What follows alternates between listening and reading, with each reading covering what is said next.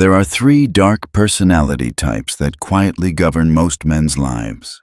And the reason so many people end up manipulated, discarded, or forgotten isn't bad luck, it's ignorance. They don't know which shadow is driving their instincts, their ambition, their emotions. And when you don't know what rules you, something else does. Quietly, relentlessly, deciding your fate before you even realize there was a choice. Most men believe they're acting freely. They think they're strong, self-directed, in control. But what they're really doing is obeying an unseen hunger. And the few who dare to look straight at that hunger, without flinching, without pretending they're better than they are, those are the ones who rise. Because real power doesn't come from denying the dark. It comes from mastering it. If you don't know which of these three types governs you, it already owns you. And the most tragic part is this. Most men who believe they're powerful are actually ruled by something embarrassingly fragile. They're emotionally addicted to admiration. That addiction has a name. The first type, the narcissist. Despite what people think, the narcissist doesn't love himself. He needs to be loved. He needs to be seen, applauded, validated. He enters a room and immediately starts scanning, not for opportunity, not for leverage, but for attention. Who's watching? Who isn't? Who noticed him? Who didn't? Every interaction becomes a performance. Every conversation becomes a test. And in this endless theater of validation, he becomes a slave to perception. But he doesn't experience it that way. In his mind, he's confident, charismatic, destined for something greater than everyone else. He'll even convince you he's self-assured. But beneath the polish, beneath the charm, there's a terror he never escapes. Being unseen, being irrelevant, being ordinary. The narcissist builds his entire identity around admiration, yet he never feels admired enough, because no amount of praise can fill what's broken underneath. One insult, and his confidence collapses. One rejection, and he spirals. One moment of indifference, and suddenly the mask cracks. This is why the narcissist isn't strong. He's starving. And the more praise he consumes, the more dependent he becomes on it. You'll recognize him everywhere. Loud, curated, slightly too polished. He smiles easily, but his eyes are always watching, searching for signs of disrespect. Praise him, and he glows. Ignore him, and he shrinks. Challenge him, and he breaks. That's when you see the truth. The narcissist doesn't have defenses. He has illusions. And when those illusions fracture, he collapses into extremes. Rage or despair. Neither controlled, neither rational. He is an empire built entirely on mirrors. And the moment the reflection stops flattering him, he tries to burn everything down to get it back. This is why so many men fail quietly. Not because they lacked skill or intelligence, but because their egos couldn't survive reality. One loss and they disappear. One bruise and they retreat into fantasy. They weren't warriors chasing conquest. They were children chasing applause. But here's the uncomfortable truth. The narcissist can still rise, and often he does. Because he's excellent at wearing the right face. He studies what people admire and becomes that, in politics, in entertainment, in leadership. Narcissists often climb faster than everyone else, not because they're better, but because they need it more. While others hesitate, he poses. While others debate, he seduces. He becomes a mirror of the public's desire, and the crowd, hungry to worship something, hands him the crown. But this is the paradox. What elevates him also destroys him. The moment admiration fades, he self-destructs. You've seen it happen. Icons who fell apart when the spotlight dimmed. Leaders who couldn't handle criticism. Creators who vanished once the praise stopped. It wasn't failure that broke them. It was their addiction to being seen as flawless. And this is where the narcissist becomes dangerous. Not just to himself, but to everyone around him. Because when admiration slips, he doesn't retreat quietly. He manipulates, guilt trips, lies, rewrites history. He turns anyone who stops feeding him praise into an enemy. In relationships, he becomes controlling. In business, vindictive. He can't let you move on because your attention is his oxygen. So he'll shame you, charm you, or try to destroy you. Whatever keeps him center stage. And if he can't be worshipped as the hero, he'll play the victim. Or worse, the villain. Not because it's strategic, but because it's desperate. This isn't power. It's dependency, wearing a crown. Once you see it, you can't unsee it. The loudest voices, the most polished personas, the ones who always need to be special. They're not free, they're starving. And here's the final cruelty. Most men ruled by this type never realize it until it's too late. They think they're chasing greatness, but they're really chasing compliments. They think they're leaders, but they're addicts for praise. While they're busy constructing a false self for the world to admire, their real self decays, unseen, unloved, and eventually forgotten, because they spent their entire lives trying to become someone else's ideal. They never stop to ask the only question that matters. Who am I when no one's watching? That question terrifies them. And if they ever slow down long enough to face it, it shatters them. Because the narcissist doesn't want power. He wants to look powerful, and that illusion becomes his prison. But this isn't where it ends. Some narcissists evolve. They learn to weaponize their charm. They stop begging for attention and start studying it. They learn how admiration works, how it flows, how it can be controlled. And when that shift happens, the narcissist becomes something darker. He's no longer a child craving approval. He's a performer who understands the audience better than they understand themselves. Refined, selective, weaponized. The wound is still there, but now it's hidden behind strategy.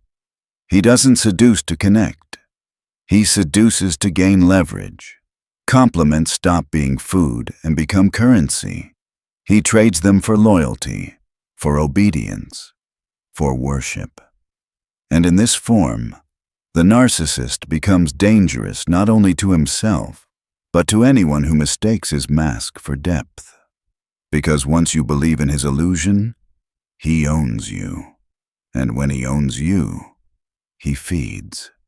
Quietly, subtly, extracting admiration, sympathy, submission, without ever lifting a weapon.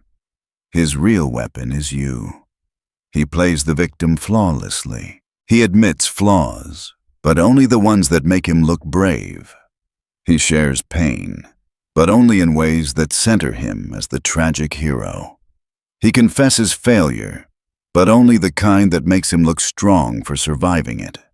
He gives you just enough truth to seem authentic, just enough vulnerability to feel safe, just enough charisma to pull you in, and slowly, your reality starts to shift. You begin to doubt yourself. You feel smaller around him, but can't explain why. You crave his approval. You fear his silence. And that's exactly where he wants you. Because the moment you see him clearly, the spell breaks. And most never do. Most people don't wake up from the narcissist's spell. They stay orbiting his ego, mistaking confidence for superiority, storytelling for honesty, emotional display for emotional depth. And slowly, quietly, they pay for it. They feel unseen, unheard, smaller than they were before, wondering why they always feel unworthy next to someone who claims to care. Because the narcissist doesn't build bonds. He builds mirrors. You are only valuable to him as long as you reflect something he wants to see. Admiration, submission, awe. The moment you reflect something else, your independence, your anger, your strength, the punishment begins. Sometimes it's distance. Sometimes it's cruelty. Sometimes it's sudden silence with no explanation. And every time he frames it as your fault. This is why confronting an evolved narcissist feels impossible. He's already rehearsed every response. You accuse him, he reverses it. You explain your pain. He reframes it as an attack. You try to leave, and suddenly he becomes the version of himself you fell for. Just long enough to pull you back in. He doesn't want you. He wants what you give him. He doesn't love you. He loves how you make him feel about himself. And when he no longer needs you, he discards you, sometimes gently, sometimes poetically, sometimes even with tears. But the result is always the same. You're gone, replaced, forgotten. Because the narcissist is here to build one thing, his image. And everyone else is just material. Yet even after you see it, even after you understand the manipulation, something still aches. That's the cruelest part. You miss him. Why? Because he imprinted himself into your psyche. He noticed things no one else noticed, said things no one else dared to say, made you feel completely seen before taking it all away. That contrast becomes addictive. After tasting it, everyone else feels dull. That's what he counts on. Even if you hate him, if you remember him, he still wins. But here's the tragedy. For all the masks he wears, for all the identities he crafts, the narcissist doesn't know who he is. There's no stable self underneath, only shifting reflections, chasing something real he can never hold. He's both master and prisoner of the performance. And eventually, when the crowd leaves, the applause fades and no one is watching.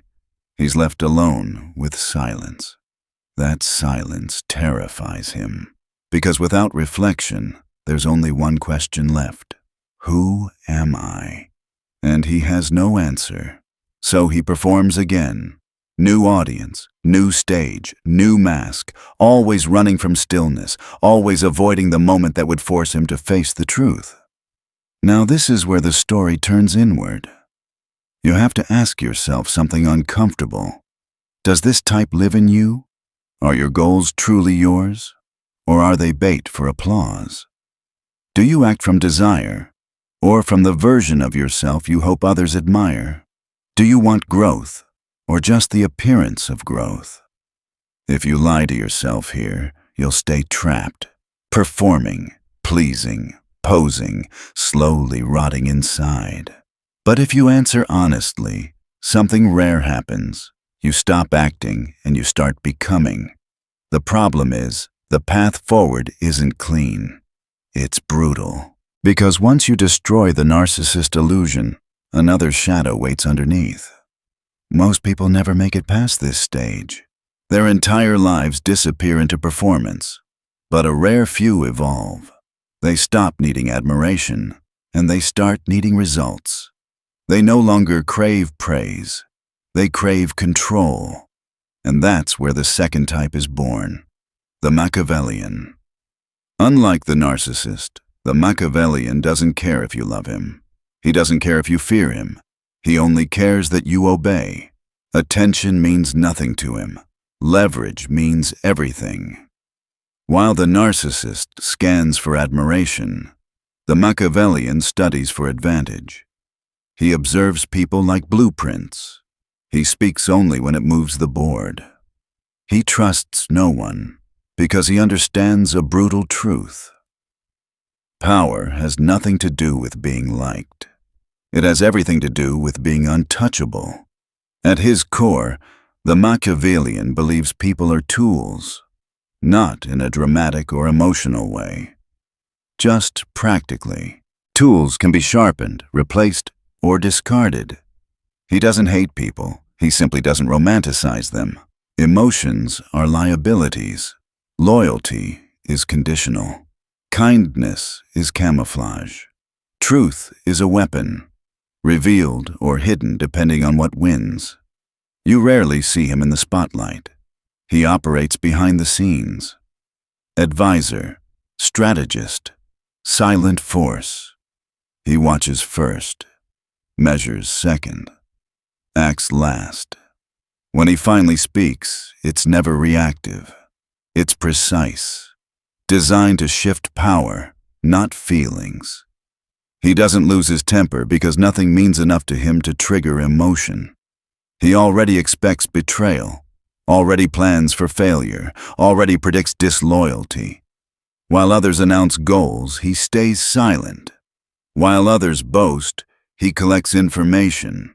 And by the time you realize he's dangerous, he already owns the terrain. That's the Machiavellian advantage. Invisibility. Visibility is vulnerability, and the unseen man survives. You'll feel it around him, not warmth, not hostility, something colder, controlled. He can joke, he can charm, but nothing slips. His compliments reveal nothing. His anger exposes nothing. His stories hide everything. You leave the conversation thinking you connected. You didn't. He gave you exactly what he wanted you to see and took everything he needed in return. This type doesn't fight when he can trap. He doesn't rush when patience will win. Every alliance is conditional. Every betrayal is timed. Every word carries weight. This isn't chaos. It's precision. And that's what makes him terrifying. But even the Machiavellian has a weakness. Believing he's always the smartest man in the room. Arrogance dressed as strategy is still arrogance. And the moment he underestimates someone, the moment he believes his plans are flawless, the moment he forgets that even hidden power can be exposed, he slips. Because the greatest power is always the power you don't reveal. And if he plays too long, too cold, too detached, he risks losing something else entirely. Meaning, he may master the game and forget why he started playing. And that's where the next descent begins. Because here's the hidden cost of becoming Machiavellian. You can win so many battles that you forget what peace even feels like. At first, the shift feels like evolution. You feel calmer, sharper, more controlled. You stop needing people to like you, and that feels like freedom. You stop performing. You stop begging.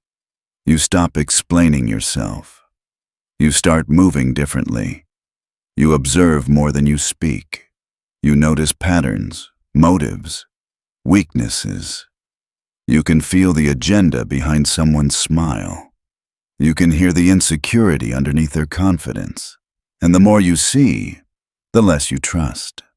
And in the beginning, that distrust feels like intelligence. But slowly, something changes. The Machiavellian mind becomes a room with no windows. Everything becomes strategy. Every friendship becomes a calculation. Every relationship becomes a transaction. Every conversation becomes data collection. And one day you realize you're not connecting with people anymore. You're managing them. You're not loving. You're positioning. You're not living. You're playing. And the scariest part, you start to like it. Because it works. The Machiavellian wakes up already thinking in moves. Before he checks his phone, before he speaks to anyone, the board is already forming in his mind. Every day becomes a battlefield, not of violence, but of leverage, of placement, of optics, of influence. He doesn't need to raise his voice to be feared. He just needs to understand what you want. Because the man who knows your desire owns your decisions. And the Machiavellian becomes obsessed with desire. Not to heal it, not to honor it, to use it. He studies people like a scientist studies a specimen. He learns their hunger, their guilt, their pride, their shame. He maps their insecurities with precision, not to help them, to control them. This is where his relationships turn into blueprints. His favors become traps. His silence becomes pressure. And when the time comes to strike, he doesn't explode. He doesn't rage. He pulls one thread, and the entire illusion collapses. This is what most men don't understand. Control is more powerful than affection. Influence lasts longer than intimidation. If the narcissist needs to be adored, and the brute needs to be obeyed through force, the Machiavellian wants something cleaner. He wants you to obey without resistance. He wants you to believe it was your idea. He wants compliance that feels like choice. And that's why he's dangerous. Because you won't feel threatened. You'll feel guided.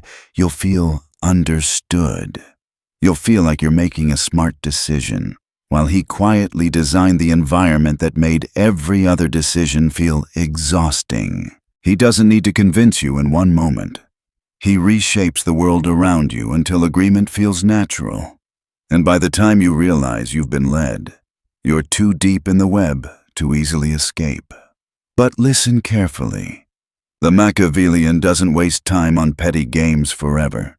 His ambition grows. His vision becomes bigger than attention, bigger than revenge. He wants empire. Not just one person, not one room, the whole structure. That's why he rises in business, in politics, in war. The cold strategist is often behind the throne, if not seated on it. He understands systems. He finds the weakest hinge in the structure and applies pressure until the entire door swings open. He doesn't need a throne to rule. He just needs the person on the throne to owe him something. A favor, a secret, a debt. That's the genius. While others chase power directly, he acquires it indirectly, through obligations, information, and silence.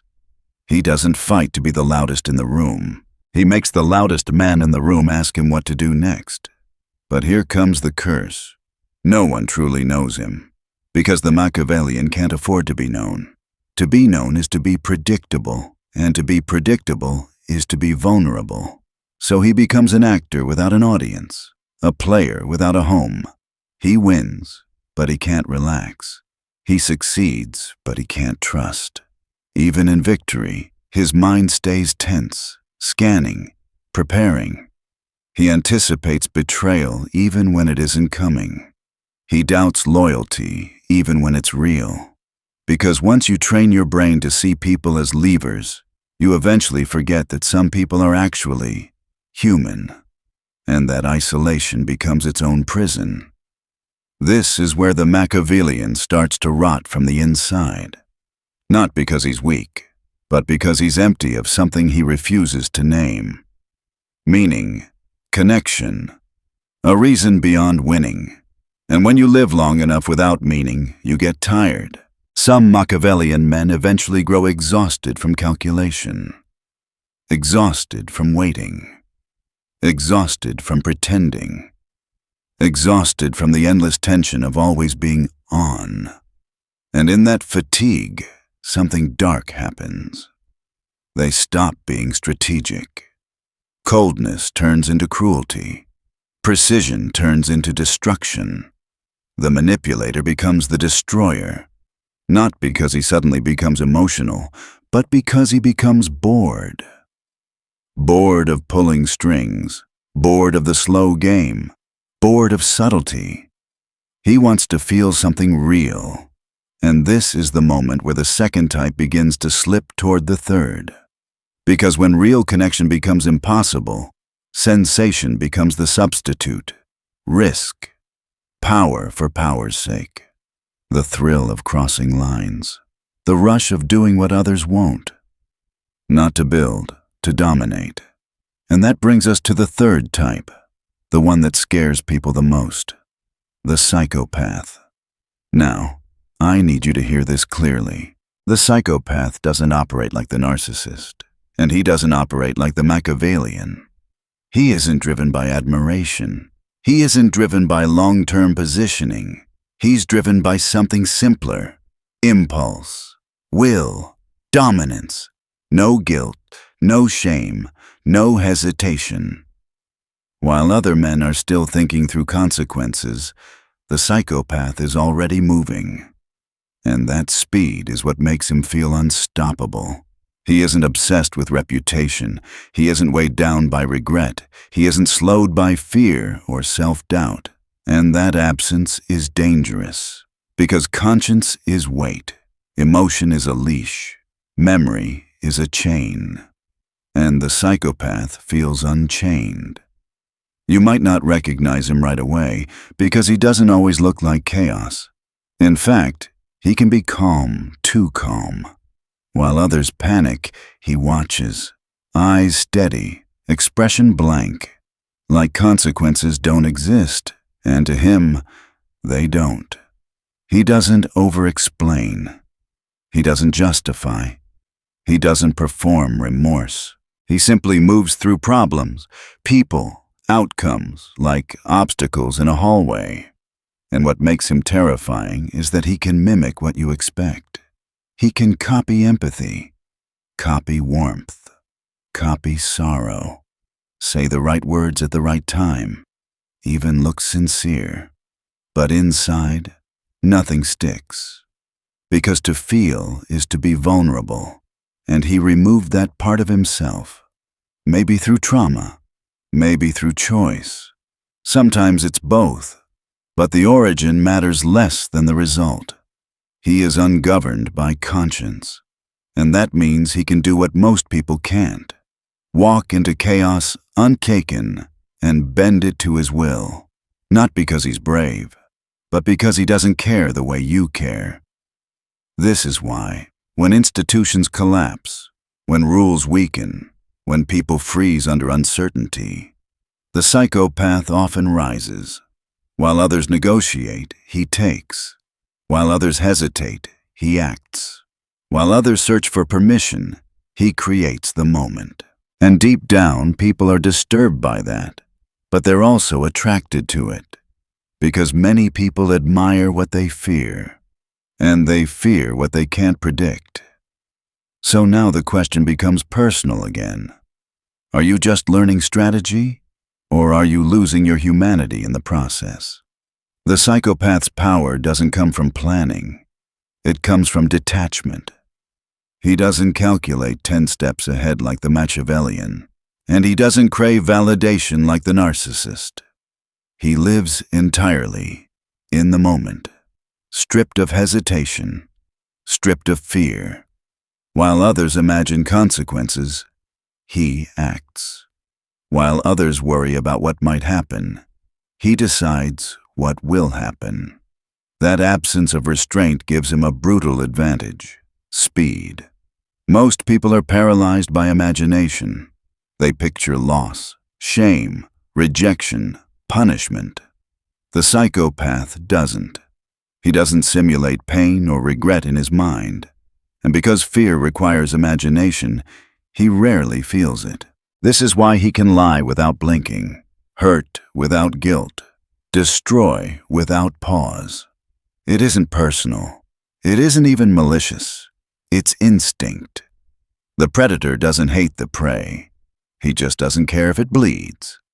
You'll often find him where chaos lives, not hiding from it, walking straight through it. While the narcissist freezes without applause, and the Machiavellian waits for the perfect moment, the psychopath creates the moment. He thrives when the rules break. In unstable environments, war, collapse, corporate warfare, criminal hierarchies, he accelerates. When others panic, he feels clarity. When structures fall apart, he feels free, because limits to him are not moral boundaries. They're optional suggestions. But don't confuse him with a mindless brute. The psychopath is often intelligent, focused, aware. He knows what you expect him to feel, and he mirrors it convincingly. He can show remorse if it buys time. He can show empathy if it lowers your guard. He can cry if it secures trust. But nothing attaches. Emotion doesn't echo. Pain doesn't linger. Memory doesn't restrain him. And this emotional emptiness allows him to do what most men can't: act without internal resistance. This is why psychopaths often rise when empires fall, when systems collapse, when law weakens, when fear spreads. He steps forward. Everyone else is negotiating with consequences. He has none. While others debate ethics, he chooses outcomes. While others freeze, he strikes. And even those who see him clearly still follow him not out of love, but out of awe, because certainty is magnetic in chaos, and he is nothing if not certain. But there is a cost. The psychopath may gain control, but he loses something irreplaceable: humanity. He might win the war, but he walks away alone. He might build the empire, but sits on the throne in silence, surrounded by people who obey him and trust none of them. No one loves him. No one stays. He is a storm that passes through lives, leaves damage behind, and moves on untouched. His name may echo in history, but no one grieves him. And the truth is, he doesn't care. That's what makes him tragic. He doesn't believe in redemption. He doesn't believe in healing. He doesn't want to be saved. He only believes in strength, in the raw force of will that bends the world. Once you fully adopt that mindset, returning is nearly impossible. Still, many men admire this type from a distance. They imitate the posture, the stare, the coldness. They think strength means being feared. They think freedom means feeling nothing. But pretending to be a psychopath is not the same as being one. When real chaos hits, most men flinch. They beg. They freeze. They break.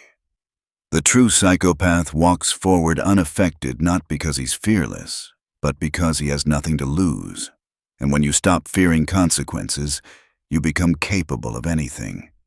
That sounds powerful. But it's also the beginning of the end, because the psychopath is not a builder. He doesn't preserve. He doesn't nurture. He doesn't create systems that last. He dominates, then moves on. He thrives in disruption, not governance. In conquest, not continuity. That's why many burn out, not from defeat, but from boredom. Once there are no more rules to break, no more enemies to crush, no more lines to cross, the thrill disappears. And without the thrill, there's nothing. Unlike the Machiavellian, who plans for legacy, or the narcissist, who craves significance, the psychopath lives only in the present. His life becomes a series of increasingly extreme moments, each louder, riskier, more defiant than the last. Some rise terrifyingly high. CEOs, generals, cult leaders, crime lords. They command not through inspiration, but through force, often psychological. Their presence warps the room. Their silence unsettles. Their gaze alone can break weaker men, because they don't care about rules. Not yours, not society's, not moralities. And in a world built on shared illusions, empathy, ethics, restraint, the man who steps outside them holds frightening power. But this is where envy becomes dangerous. Many weak men look at this type and think this is what strength looks like. They don't see the emptiness. They don't see the isolation. They don't see the quiet torment underneath the dominance. The psychopath's emptiness isn't an advantage. It's a condition. He cannot love, he cannot attach, he cannot feel belonging. He may rule the room, but he never feels at home in it. He may destroy every enemy, but he never feels peace. Because peace requires connection, and he killed that part of himself long ago. Even worse, when the psychopath fails, he doesn't spiral like the narcissist or recalibrate like the Machiavellian.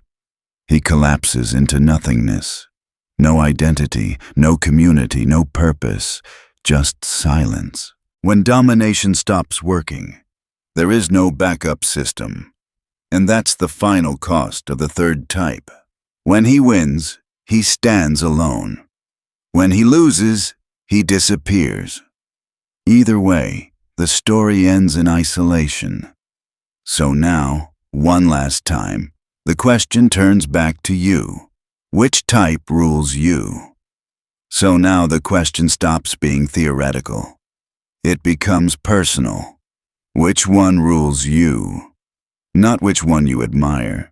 Not which one you pretend to be. Which one actually whispers behind your decisions when no one is watching. Which shadow shapes your instincts, your reactions, your ambitions? Have you been chasing praise like the narcissist? Believing applause would finally make you real? Have you been moving pieces like the Machiavellian, convinced that control equals safety? Or have you drifted toward the psychopath's detachment, efficient, unbothered, untouchable, but hollow? Most men are not ruled by just one.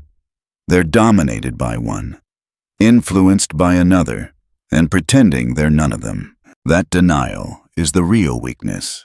Because the only path to real power begins with brutal honesty, not moral honesty, psychological honesty, the kind that hurts your ego, the kind that strips away excuses, the kind that forces you to see yourself without the flattering narrative you've been telling.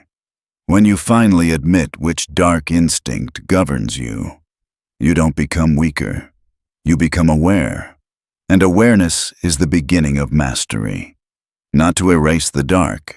That's impossible. Not to suppress it. That only makes it leak out sideways. But to direct it, discipline it, chain it when necessary, unleash it when appropriate. This is where most people misunderstand power. They think power comes from becoming one of these types fully, from embracing the narcissist's confidence, the Machiavellian's calculation, or the psychopath's fearlessness. But that's imitation. And imitation is always fragile. Real power comes from sovereignty over the shadow. The man who sees the narcissist in himself and disciplines it. He doesn't kill ambition. He kills the addiction to applause.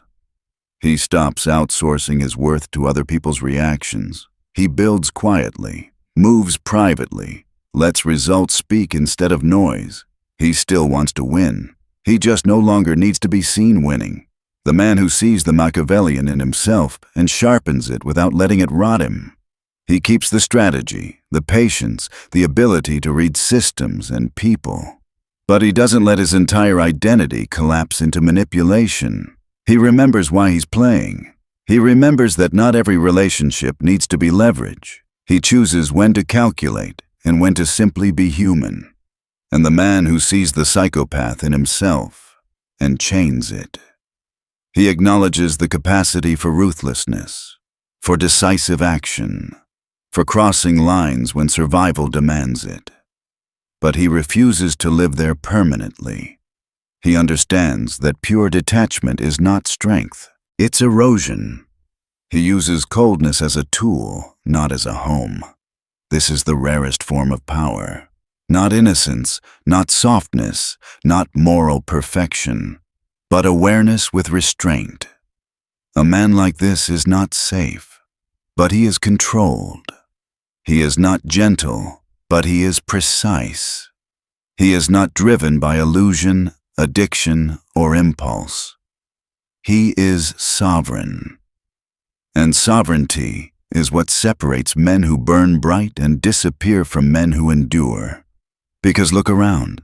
The world is full of narcissists performing themselves into exhaustion, Machiavellians playing endless games they no longer enjoy, psychopaths rising fast and collapsing into emptiness. Very few men ever integrate the shadow instead of being consumed by it. Integration means you don't lie to yourself. You don't pretend you don't crave recognition. You just don't let it rule you. You don't pretend you don't enjoy control. You just don't sacrifice meaning for it. You don't pretend you aren't capable of cruelty. You just decide when it's justified and when it isn't. This is what Jung meant by mastering the shadow, not denying it, owning it. Because the shadow doesn't disappear when ignored. It only waits. And when it resurfaces, it does so destructively. Most men live their entire lives asleep, ruled by instincts they never examine. They call it personality. They call it fate. They call it just how I am. But that's surrender. And surrender always has a cost. The man who wakes up to his shadow doesn't become peaceful overnight. In fact, life often gets harder at first. Because you can't unsee what you've seen. You can't go back to pretending. You can't hide behind excuses once you recognize your own patterns. You start catching yourself mid-reaction, mid-ego flare, mid-manipulation, mid-detachment. And that awareness burns. But it also frees you. Because now, your choices are yours. You no longer chase praise unconsciously. You no longer control people reflexively. You no longer detach automatically to avoid discomfort. You choose. And choice is power. This is why the most dangerous man in the room is not the loudest, the smartest, or the most ruthless. It's the man who understands his darkness and is no longer driven by it. He doesn't need to prove himself. He doesn't need to dominate every interaction. He doesn't need to destroy to feel alive. He moves deliberately. He knows when to be silent and when to strike, when to soften and when to harden, when to wait and when to act. And because he isn't addicted to any one mask, he isn't predictable. Predictability is weakness. The narcissist is predictable. Praise him and he shines. Ignore him and he panics. The Machiavellian is predictable, remove leverage, and he hesitates.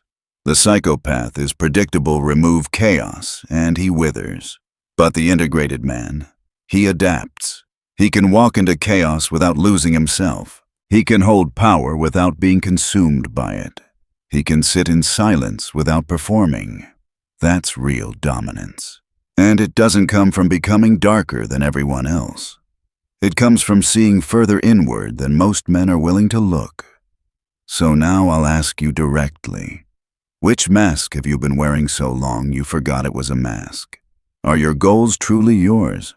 Or are they just designed to impress an audience you don't even respect anymore? Are your relationships connections or transactions? Are you detached because you're disciplined or because you're afraid to feel? These questions are uncomfortable for a reason. Because answering them honestly forces change. And most men don't want change. They want validation. They want control. They want certainty. But power has never belonged to men who want comfort. It belongs to men who are willing to confront themselves without flinching. If you've made it this far, it's not by accident. Something in you already recognizes this truth. You are ruled by a shadow. Whether you admit it or not, one of these types already shapes your choices. The difference now is awareness, and awareness is a fork in the road. You can continue sleepwalking, letting that shadow steer you, or you can step above it and become its master. Not to be good, not to be liked, but to be sovereign. So ask yourself one final time, are you ready to face the part of yourself you've been avoiding? Are you willing to master the dark that governs you instead of letting it consume you? Because the man who does is not innocent. He is not soft. He is not safe. but he is awake. And in a world full of sleeping men, that is the rarest and most dangerous form of power.